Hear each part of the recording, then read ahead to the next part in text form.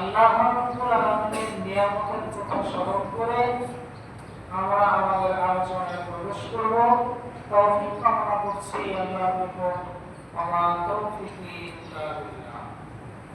আল্লাহ রাব্বুল আলামিন মানুষের জ্ঞানকে, মানুষের বুদ্ধিকে হেফাজত করার জন্য বেশ কয়েকটা স্তর দিয়েছেন।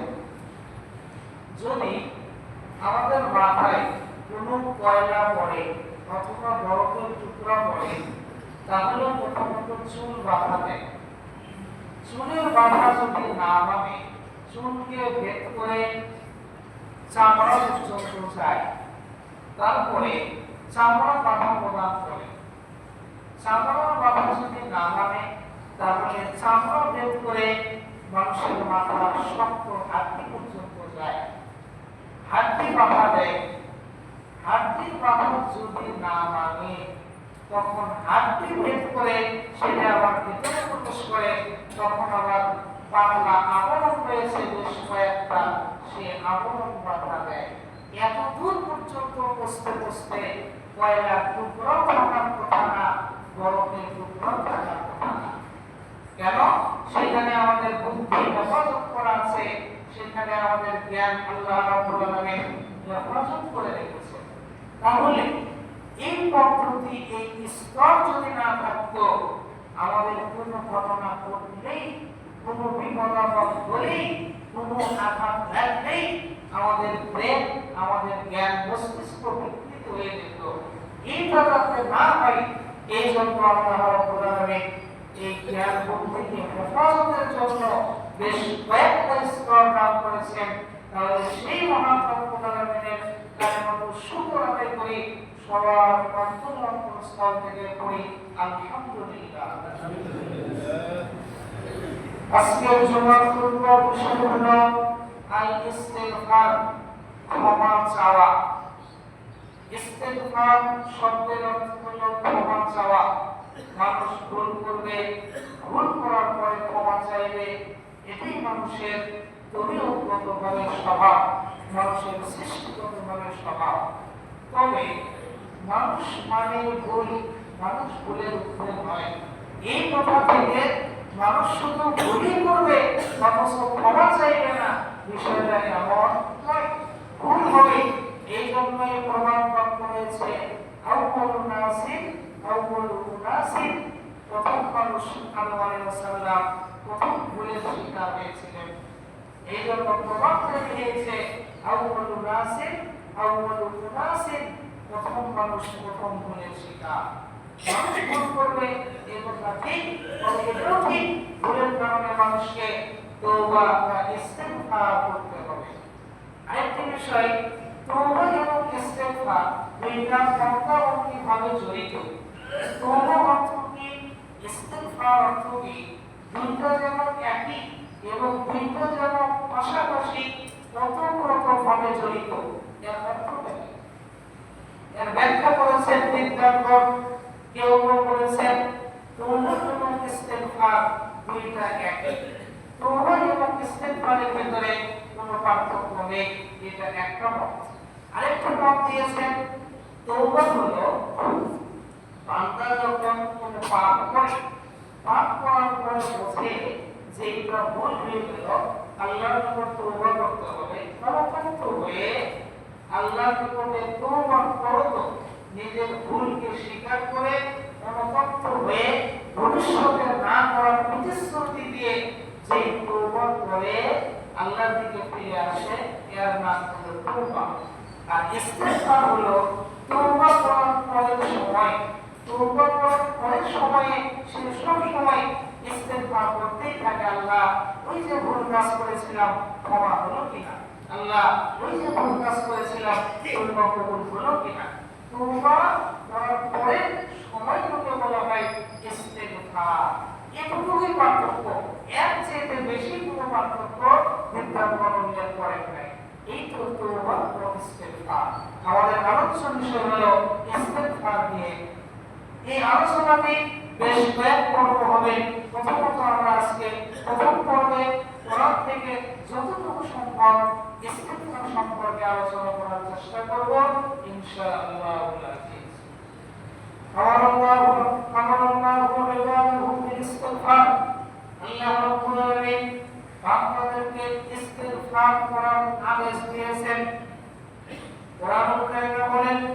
সুম্মা আফিযু মিন হাইসু আফাদান নাস, মানুষেরা যখন তাওয়াফে ইজাফা করে তখন তোমরা তাওয়াফে ইজাফা করো।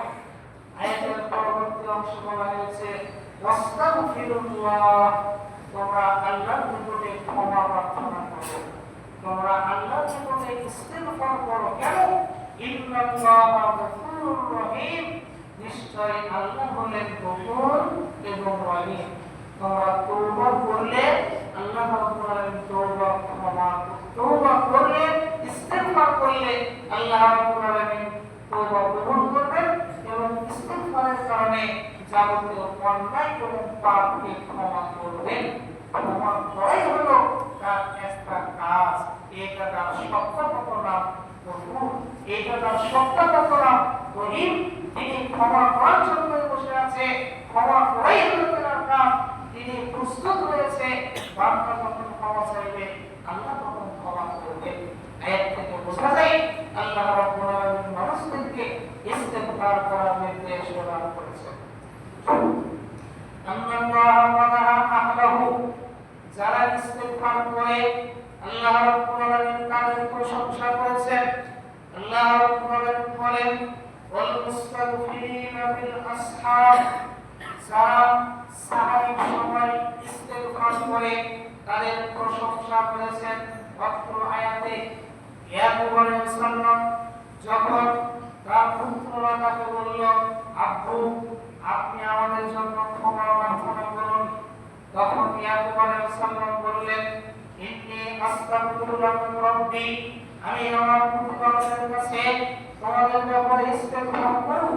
ফাআখরাহু ইলা ওয়াক্তিস সাহরি, ইয়াকুব আলাইহিস সালাম তিনি ইস্তিগফার করবেন বলে অপেক্ষা করতে আছেন একবারে রাত্রি শেষ অংশে, রাত্রি সুলসুল লাইল, রাতের 3 ভাগের 1 ভাগ শেষ অংশে যে তিনি ইস্তিগফার করলেন, তার ছেলেদের জন্য ক্ষমা চাইলেন।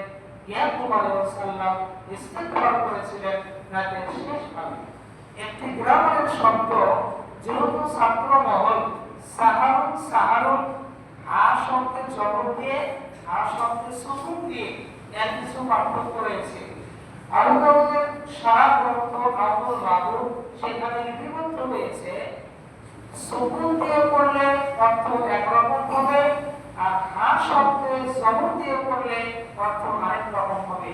একটা অর্থ হবে সাহারির খাবার, আমরা যখন সাহারি খাই তখন যে খাবারটা গ্রহণ করি এই খাবারকে বলা হবে একটা, অপরদিকে বলা হবে সাহারি খাওয়ার সময়। দুইটা সাহারুন হা বর্ণ জবর দিয়ে হা বর্ণ সুকুন দিয়ে, একটা অর্থ হবে সাহারি খাবার, আরেকটা অর্থ হবে সাহারি খাওয়ার সময়, একটা হচ্ছে সময়। অর্থ আয়াতে আসহার শব্দ উল্লেখ করে সময়কে বোঝানো হয়েছে, রাত্রি শেষ অংশকে বোঝানো হয়েছে। এই জন্য আল্লাহ রাব্বুল আলামিন বলেছেন ওয়াল মুস্তাগফিরিনা বিল আসহার, তোমরা রাত্রি শেষ অংশে ইস্তিগফার করো, এটা হচ্ছে বেশি উপযুক্ত। আন আবি হুরায়রা রাদিয়াল্লাহু আনহু আনিন নবী সাল্লাল্লাহু আলাইহি ওয়াসাল্লাম قال ينزل تبارك وتعالى আল্লাহ রাব্বুল আলামিন ইলা সামাa'id দুনিয়া ফি কুল্লি লাইলাতিন হিনা ইয়াবকা সুলসুল লাইলিল আখির। আল্লাহ নবী বলেন আল্লাহ রাব্বুল আলামিন দুনিয়া আসমানে অবতরণ করেন যখন রাত্রির শেষ অংশ হয়, 3 ভাগের শেষ ভাগে আল্লাহ রাব্বুল আলামিন দুনিয়ার আসমানে অবতরণ হয়। তারপরে আল্লাহ রাব্বুল আলামিন বলেন হাল মিন সাইলিন, এমন কি কোন সাহায্যকারী আছে, ফাউতিয়াহু, আমি তাকে সাহায্য করব।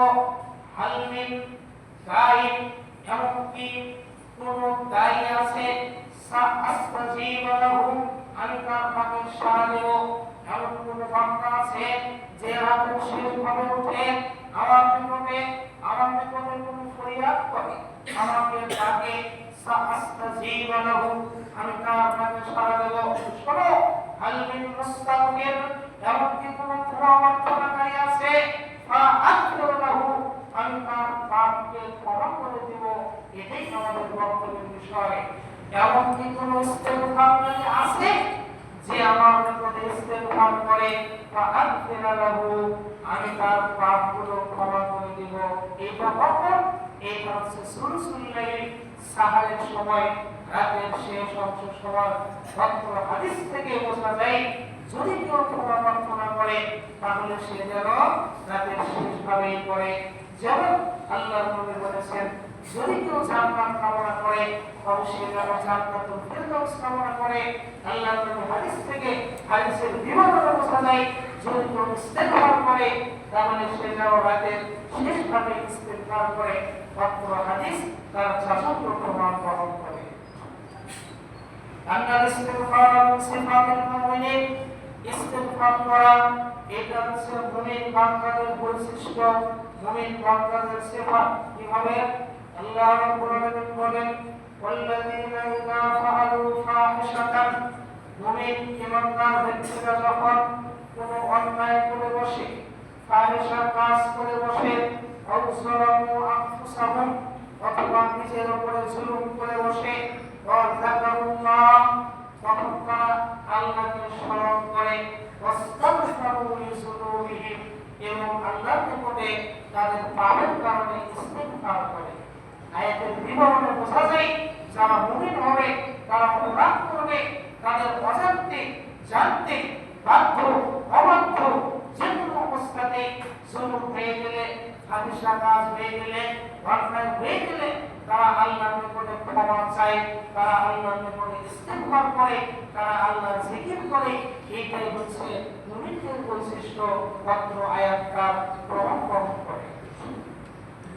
আল্লাহ ইয়াগফিরু লিমান ইস্তাগফার, আল্লাহ রাব্বুল আলামিন ক্ষমা করে দেন যারা আল্লাহর কাছে ক্ষমা চায়। আল্লাহর নিকটে যারা ক্ষমা চায় আল্লাহ তাদেরকে ক্ষমা করেন। আল্লাহ রাব্বুল আলামিন বলেন ওয়া মান ইয়ামাল সুআন, যারা কোনো খারাপ কাজ করে, আও ইয়াজলিম নাফসাহু, অথবা নিজের নফসের উপর জুলুম করে, সুম্মা ইস্তাগফিরুল্লাহ, তারপরে আল্লাহর নিকট ক্ষমা চাই, ইয়াজিদিল্লাহু গফুরুর রহিমা, তারা আল্লাহকে ক্ষমাকারী হিসেবে এবং দয়ালু হিসেবেই পায়। যারা নিজের উপরে জুলুম করে, যারা নিজের অজান্তে জানতে ইচ্ছায় অনিচ্ছায় খারাপ কাজ করে বসে, তারা আল্লাহর নিকটে ক্ষমা চাইলে আল্লাহ তাদেরকে ক্ষমা করবেন। তারা আল্লাহর নিকটে তওবা করলে আল্লাহ তাদের তওবা কবুল করবেন। অত্র আয়াত স্পষ্ট প্রমাণ বহন করে। সবাই সংকীর্ণ আনকারী হুরায়রা রাদিয়াল্লাহু আনহু বলেন, আবু হুরায়রা থেকে হাদিসটি বর্ণিত, তিনি বলছেন আন্না রাসূলা আসমাবা জানবান, জনৈক ব্যক্তি একটা অন্যায় করে বসলো, একটা পাপ করে বসলো। বসার পরে এক কারণ যখন সেই ব্যক্তি বলছে ইয়া রাব্বি, ইয়া আমার প্রতিপালক, ইন্নী আসমাতু জানবা, আমি তো একটা পাপ করে বসেছি, ফাগফিরলি, আপনি আমার পাপ ক্ষমা করুন। আল্লাহু আযজা ওয়া জাল, আল্লাহ তাআলা তখন বলেন আলিমা আব্দি, আমার বান্দা জানে আন্নাহু রাব্বা, তার নাকি একজন রব আছে, ইয়াগফিরু যুনুবা, যিনি নাকি পাপকে ক্ষমা করতে পারেন, ওয়ায়াকুযু বিহি, এবং তিনি নাকি পাপের কারণে বান্দাকে পাকড়াও করতে পারেন। এই কথা আমার বান্দা জানে, জানার কারণে তার গফুরুল আব্দি, আমি আমার বান্দাকে ক্ষমা করে দিলাম। আমার বান্দা জানে তার নাকি একজন রব আছে, সেই রব নাকি পাপ ক্ষমা করে দিতে পারে, সেই রব নাকি এই পাপের কারণে ব্যক্তিকে পাকড়াও করতে পারে।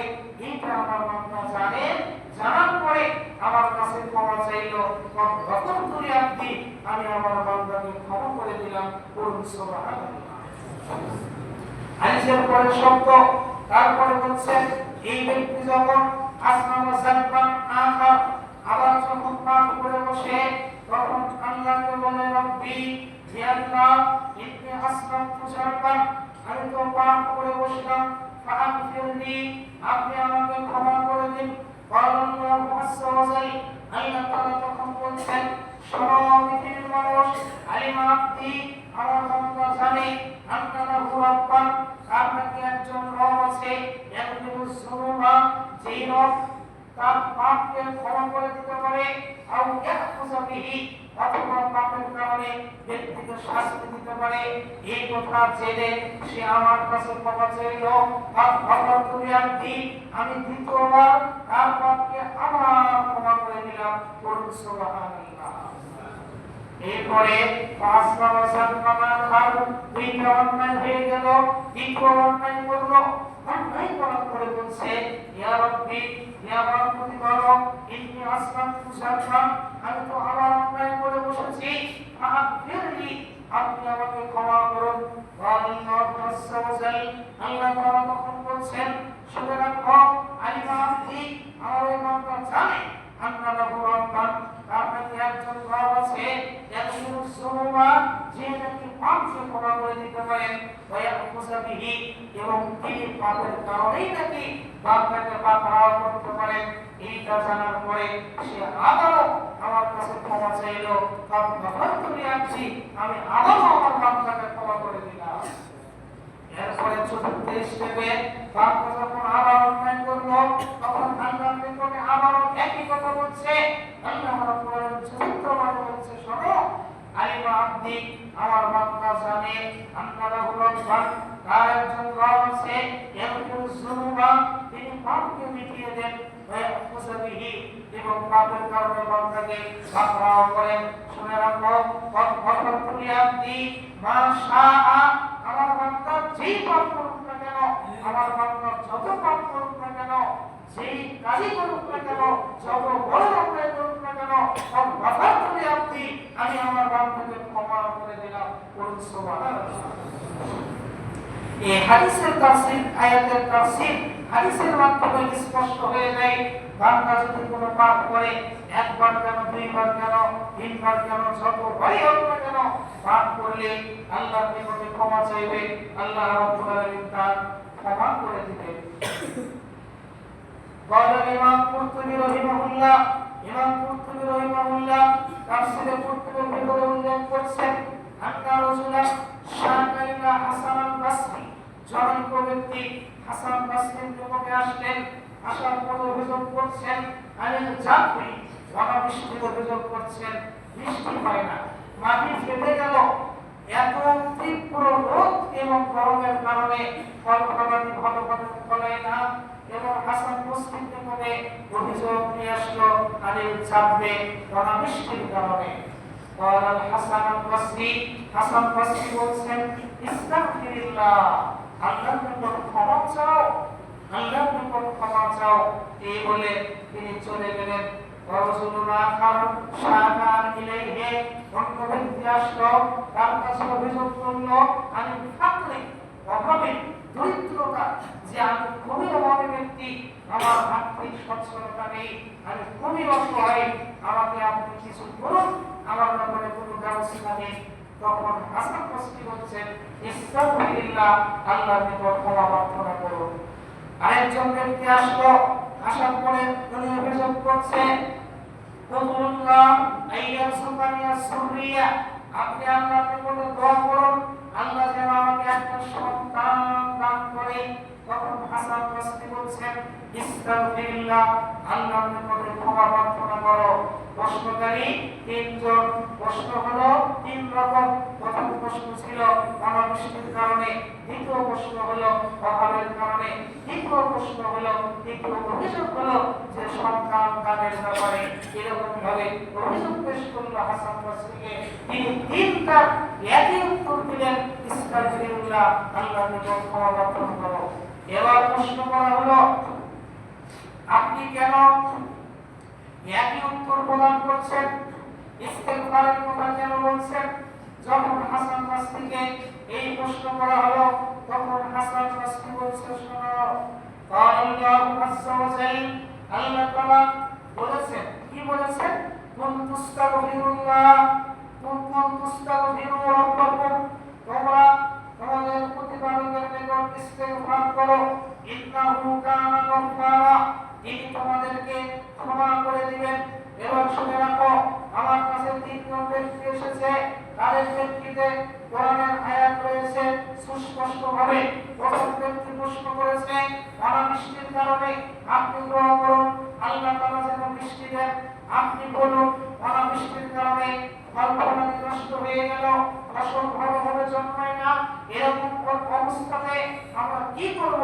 উত্তর দিয়েছেন কি? ক্ষমা প্রার্থনা করো। আল্লাহ রাব্বুল আলামিন বলেন ইউরসিলিস সামাআ আলাইকুম মিদরারা, তোমরা যদি আল্লাহর কাছে ক্ষমা প্রার্থনা করো তিনি তোমাদেরকে আকাশ থেকে বৃষ্টি বর্ষণ করবেন। বৃষ্টির মাধ্যমে তোমাদের জমি উর্বর হবে, তোমাদের ফল-ফলাদি হবে, তোমাদের কোনো ঘাটতি হবে না, ফল-ফলাদির কোনো নুকসানে পড়তে হবে না। আল্লাহ রাব্বুল আলামিন তোমাদেরকে বৃষ্টি প্রদান করবেন যদি তোমরা ইস্তিগফার করো। ওয়ায়ুমদিদকুম বিআমওয়ালিন ওয়া বানিন, তোমরা অভাবের অভিযোগ করলে যদি তোমরা ইস্তিগফার করো, ইউমদিদকুম বিআমওয়াল, আল্লাহ তোমাদেরকে সম্পদ দিয়ে সমৃদ্ধশালী বানাই দিবেন। ওয়া বানিনা, এবং তোমরা সন্তানের অভিযোগ করলে যদি তোমরা ইস্তিগফার করো, ওয়া বানিন, তাহলে আল্লাহ তোমাদেরকে সন্তানাদি দান করবেন জীবিকা রুজি উপার্জনের জন্য। শুনে রাখো, এতটুকুই জানতে হয়। ওয়াজআল লাকুম জান্নাত, এবং আল্লাহ রাব্বুল আলামিন তোমাদের জন্য জান্নাত দান করবেন, বাগবাগিচা দান করবেন, যেখান থেকে তোমরা ফল ভক্ষণ করবে, ফল-ফলাদি উপার্জন করবে। ওয়াজআল লাকুম আনহারা, এই ফল-ফলাদিকে ঠিকানোর জন্য তোমাদের পানির প্রয়োজন হবে, তিনি তোমাদেরকে নহর করে দিবেন, নদী নালার ব্যবস্থা করে দিবেন। আকাশের পানি বন্ধ হয়েছে, কূপ থেকে পানি উত্তোলন করে জমি সেচ দিবে। আকাশের পানি বন্ধ হয়েছে, পুকুর থেকে পানি উত্তোলন করে জমি সেচ দিবে। আকাশের পানি বন্ধ হয়েছে, আশেপাশে কোনো পানি নেই, সাগর সমুদ্র থেকে ইত্যাদির মাধ্যমে তোমরা পানি সরবরাহ করবে, তিনি তোমাদেরকে এগুলো দিলেন। মানুষ যখন টিউবওয়েলের পানি বন্ধ হয়ে গেল, যখন কূপের পানি বন্ধ হয়ে গেল, মানুষ এবার টিউবওয়েলের কাছে যে ফরিয়াদ করতে লাগলো, মানুষ এবার টিউবওয়েলের পূজা করতে লাগলো, কূপের পূজা করতে লাগলো। এগুলো মানুষ যখন করতে লাগলো, তখনই আল্লাহ তাআলা পানির ব্যবস্থাকে বন্ধ করে দিয়েছিলেন। কিভাবে? মানুষের উচিত ছিল আল্লাহর নিকটে ক্ষমা প্রার্থনা করা। আকাশের পানি বন্ধ হয়েছে, সরাসরি আল্লাহর নিকট ফরিয়াদ করবে, ইয়া আল্লাহ তুমি আমাদেরকে পানি দান করো, ইয়া আল্লাহ তুমি আমাদেরকে পানি দান করো। কেন? ওমর রাদিয়াল্লাহু আনহু বলা হলো সালাতুল ইস্তিসকা করার জন্য আমাদের জমি ফেটে গেল, ফল-ফলাদি নষ্ট হয়ে গেল, আকাশ থেকে কোনো বৃষ্টি বর্ষণ হয় না, আম গাছের আম থেকে না, জাম গাছের জাম থেকে না, ফল-ফলাদি নষ্ট হয়ে যায়, পানির কোনো ব্যবস্থা নাই। আল্লাহ এই অবস্থাতে ওমর রাদিয়াল্লাহু আনহুকে বললেন সালাতুল ইস্তিসকা করার জন্য। তখন তিনি এই আয়াতটা পাঠ করেছিলেন। কেন? আমাদের ফল-ফলাদি নষ্ট হয়ে যাচ্ছে অনাবৃষ্টির কারণে। তিনি যখন সালাতুল ইস্তিসকা করলেন তখন এই আয়াতটা পড়েছিলেন, কুনতুস্তাগফিরু রাব্বাকুম ইন্নাহু কানা গাফফারা ইউরসিলিস সামাআ আলাইকুম মিদরারা ওয়া ইউমদিদকুম বিআমওয়ালিন ওয়া বানিনা ওয়া ইয়াজআল লাকুম জান্নাত ওয়া ইয়াজআল লাকুম আনহার। এই আয়াতটা তিনি পড়েছিলেন। বোঝা যায় যদি অনাবৃষ্টির কারণে মানুষেরা দুর্যোগে পড়ে যায়, সন্তানাদি হয় না, এরকম দুর্যোগে যদি পড়ে যায় তাহলে মানুষেরা আল্লাহর নিকট ক্ষমা প্রার্থনা করবে। মানুষ যদি অর্থের অভাবে পড়ে যায় তাহলে মানুষ আল্লাহর নিকটে ইস্তিগফার করবে, ইয়া আল্লাহ আমার কোন এমন অন্যায় ছিল, কোন এমন পাপ ছিল যার কারণে তুমি আমাকে এরকম বিপদে নিক্ষেপ করেছো, এরকম বালা মুসিবতে ফেলেছো। ইস্তিগফার করতেই থাকবে। মাত্র আয়াত থেকে বোঝা যায় মানুষের যদি কোনো প্রয়োজন হয়, মানুষের যদি কোনো অভাব হয় তাহলে আল্লাহর নিকটে ইস্তিগফার করবে। সময় সংক্ষিপ্ত। আল্লাহ রাব্বুল আলামিন বলেন ওয়ালা ইস্তাগফিরুনাল্লাহ, যদি মানুষেরা আল্লাহর নিকটে ইস্তিগফার করে লাআল্লাকুম তুরহামুন, তাহলে অবশ্যই আল্লাহ তাআলা তাদের প্রতি রহম করবেন। ইস্তিগফার করতে হবে, ইস্তিগফার করলে আল্লাহ রাব্বুল আলামিন মানুষের উপর রহম করবেন। সংক্ষিপ্ত হাদিস না শোনালে হয় না। মুসা আলাইহিস সালামের নিকটে জনৈক মহিলা যে অভিযোগ করছে যে আপনি আল্লাহর নিকটে দোয়া করুন, আল্লাহ আইয়াসুকানি সুরিয়া, আপনি আল্লাহর নিকটে দোয়া করুন আল্লাহ যেন আমাকে একটা সন্তান দান করে। এই দোয়াটা মুসা আলাইহিস সালামকে করতে বললেন। তিনি দোয়া করলেন আল্লাহর নিকটে, ফানাজা রাব্বাহু, তিনি আল্লাহর নিকটে দোয়া করলেন, আল্লাহ এই মহিলার পেটে একটা বাচ্চা দান করো। আল্লাহ রাব্বুল আলামিন তখন মুসা আলাইহিস সালামকে জানিয়ে দিলেন, না, ওই মহিলার কপালে বন্ধ্যাত্ব লেখা আছে, তার বাচ্চা হবে না। এই কথা বলার পরে মুসা আলাইহিস সালাম মহিলাকে বলল, তোমার কপালে বাচ্চা নেই, বন্ধ্যাত্ব লেখা রয়েছে। মহিলা ব্যর্থ হয়ে ভারাক্রান্ত মনে তিনি চলে গেলেন। 1 বছর অতিক্রম হলো, আবার আসলো, মুসার কাছে এসে বলছে, ওয়াল্লাহ আইয়াসুরিয়া, আপনি আল্লাহর নিকটে দোয়া করুন, আল্লাহ যাতে আমাকে একটা বাচ্চা দান করে। তখন আবার দোয়া করলো মুসা, ফানাদা রাব্বাহু, মুসা আলাইহিস সালাম আল্লাহকে ডাকলেন, ডাকার পরে দোয়া করলেন। আল্লাহ রাব্বুল আলামিন একই উত্তর দিলেন যে তার কপালে বন্ধ্যাত্ব লেখা রয়েছে, তার বাচ্চা হবে না। মহিলা ইস্তেগফার করতে থাকে, হে আল্লাহ, কোন অন্যায় করেছি আমার জীবনে, আমার কপালে বন্ধ্যাত্ব লিখে দিলে আমার বাচ্চা হবে না। তিনি ইস্তেগফার করতেই থাকেন। 2 বছর অতিক্রান্ত হয়ে গেল, 3 বছরে আসলো, আসার পরে এবার একটা বাচ্চা সাথে করে নিয়ে আসলো। আসার পরে মুসা আলাইহিস সালামকে বলছে, এই তো আমার বাচ্চা। মুসা আলাইহিস সালাম বললেন, কেমন হলো? আল্লাহ রাব্বুল আলামিন তো বলেছেন তোমার বাচ্চা হবে না, কিন্তু কেমন হলো? এবার মুসা আলাইহিস সালাম ফানাজা রাব্বাহু, আল্লাহর নিকটে মুনাজাত করতে লাগলেন, আল্লাহ তুমি তো 2 বছর যাবত বলেছো ওই মহিলার বাচ্চা হবে না, তার কপালে বন্ধ্যাত্ব লেখা আছে। তখন আল্লাহ রাব্বুল আলামিন মুসা আলাইহিস সালামকে বলতে, শোনো, এই মহিলা যখন ইস্তেগফার করার সময় আমার নিকটে দোয়া করেছে, ইন্না রাহমাতি ওয়াসিয়াত কুল্লা শাই, এই অংশতে যখন দোয়া করেছে, আল্লাহ তোমার রহমত পৃথিবীর সর্বত্র বিরাজমান, তোমার দয়া সর্বত্র বিরাজমান, তুমি তোমার দয়া দিয়ে আমাকে একটা বাচ্চা দান করো। এই শব্দটা দিয়ে যখন দোয়া করেছে, আমি তখন সব ভুলেছি, আমি তাকে বাচ্চা দান করেছি, এইটা আমি 3 বছরে দান করেছি। বোঝা যায় আল্লাহ রাব্বুল আলামিন তাকদীরে লিখেছিলেন একটা দোয়ার কারণে, ইস্তেগফারের কারণে আল্লাহ রাব্বুল আলামিন ভালো কিছু দান করেছেন। এই হাদিসটিও থেকে যাচাই প্রমাণ বহন করে, ব্যক্তি যদি কোনো অকারণে পড়ে যায় তাহলে দোয়া করবে, আল্লাহ রাব্বুল আলামিন তার দোয়া কবুল করবেন। শেষ আদম আলাইহিস সালাম দোয়া করেছিলেন, যখন তাকে ফরমাইতে সিদ্ধ করা হলো, তিনি দোয়া করেছিলেন, রব্বানা যালামনা আনফুসানা ওয়া ইন লাম তাগফির লানা ওয়া তারহামনা লানাকুনান্না মিনাল খাসিরিন। যখন তিনি পাপ ভক্ষণ করলেন, যখন শুরু হয়ে গেল, আল্লাহ রাব্বুল আলামিন বললেন, আপনাকে আমি ফল খাইতে নিষেধ করেছিলাম, তারপরে আপনি খাইলেন। এই ভুলটা যখন বুঝতে পারলেন, তখনই আদম আলাইহিস সালাম আল্লাহর নিকটে তওবা করলেন, ইস্তেগফার করলেন। আল্লাহ রাব্বুল আলামিন তার ইস্তেগফার কবুল করেছিলেন। এখান থেকে প্রমাণ হলো আউয়ালুন নাসির, আউয়ালুন মুনাসির। নূহ আলাইহিস সালাম দোয়া করেছিলেন, রব্বি ফিরলি ওয়া লিওয়ালিদাইয়া ওয়া লিমান দাখালা বাইতিয়া মুমিনান, ইয়া আল্লাহ তুমি আমাকে ক্ষমা করো, আমার পিতামাতাকে ক্ষমা করো, এবং আমার বাড়িতে যারা প্রবেশ করেছে মুমিন এবং মুমিনা তাদেরকে ক্ষমা করো। এইভাবে ক্ষমা চাইতে থাকেন। ওয়ালা তাজিদিস যালিমিনা ইল্লা তাবার, একমাত্র জালেমদের সীমালঙ্ঘন ছাড়া আর কিছুই বৃদ্ধি হয় নাই। এখানে একটা ঘটনা ছিল, সময় সংক্ষেপের কারণে হলো না। আল্লাহ রাব্বুল আলামিন নূহ আলাইহিস সালামের এই ইস্তেগফারের কথা কোরআনে রেকর্ড করে রেখেছেন। তিনি নবী হওয়ার পরেও ভুল হওয়ার কারণে, ভুল না হলেও ভুল থেকে নিষ্কৃতি পাওয়ার জন্য আল্লাহর নিকট ইস্তেগফার করেছিলেন।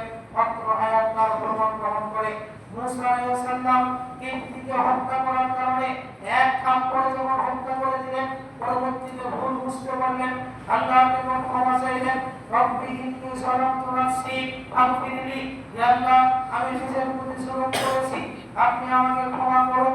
ফাগফারা লাহু, আল্লাহ তাআলা তাকে ক্ষমা করে দিলেন।